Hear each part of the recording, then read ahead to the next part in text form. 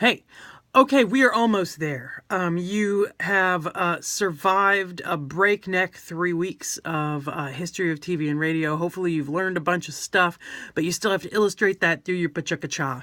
And I wanted to just give one more video to talk to you about that a little bit. There are extensive documentation and tutorials, so you guys should know what you're doing. Please, please, please make sure you look at the rubric and use it as a check sheet to make sure you've done all of the parts to this. There are a lot of moving pieces in the pachaka-cha.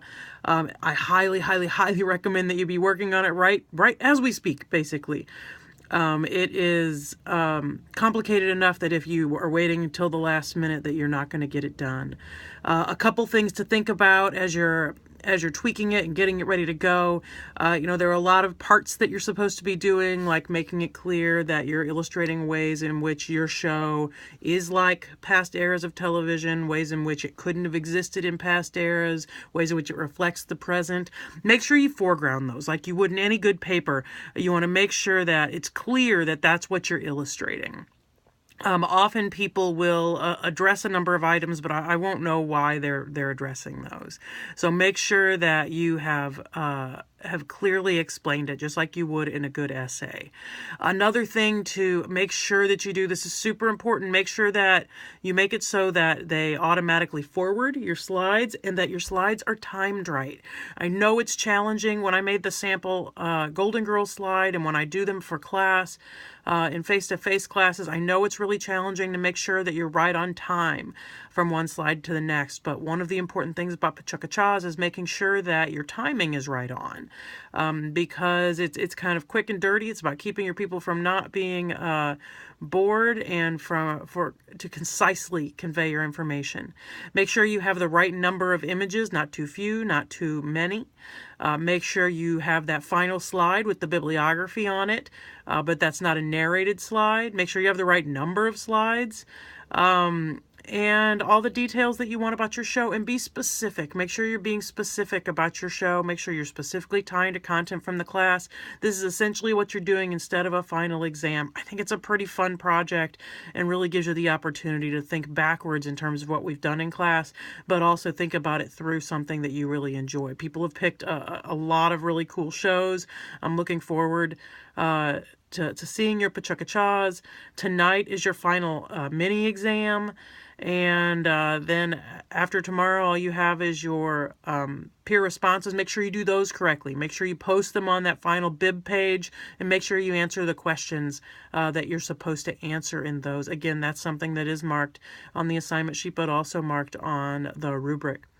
And then the extra credit, remember, you can only do one. There are two possible ones, but you can choose one of those. Either the landmark blog, if you're going to do that, you got to let me know, because I got to get you on that blog ASAP. If you want to freeze your tush off this weekend, you go right ahead and do it and get it posted up there. You can earn up to 3% extra credit for doing that. And the other option, you will watch some interviews with people in the industry, watch something that they did, and then write a short paper about it. You can read the instructions to that in the extra credit assignment sheet.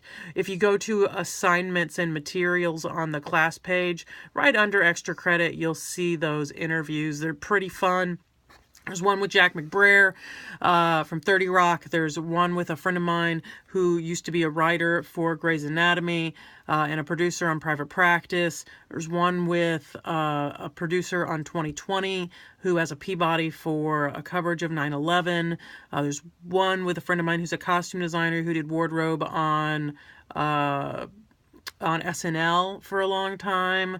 And one with my friend Lynn Parham, who was one of the stars and creators of the USA show Playing House and the NBC show Best Friends Forever. She was also a member of Upright Citizens Brigade, and they're all kind of awesome. So, if you have any questions, please contact me. We're almost there. All your grades are posted so far, except for this final discussion board post, which I'm planning on doing today. So put your heads down. Nail this pachaka-cha. There are a lot of ways to let things fall through the cracks. So again, I really strongly suggest that you look at the rubric as you're as you're doing it and make sure that you have done all the parts that you need to do. Make sure you're speaking clearly. I can hear the transitions are automatic, the timing's right on, you're specific about your content, and nail this. You're almost done. I know that this has been a hard 3 weeks. I appreciate everyone who's hung with me. A lot of people are doing a really solid job and have kept up all the way through, and you're going to earn your couple weeks off of school. Do you have 2? It'll be 2. You have 2 weeks. So let me know if you have any questions, and have a great day. Okay.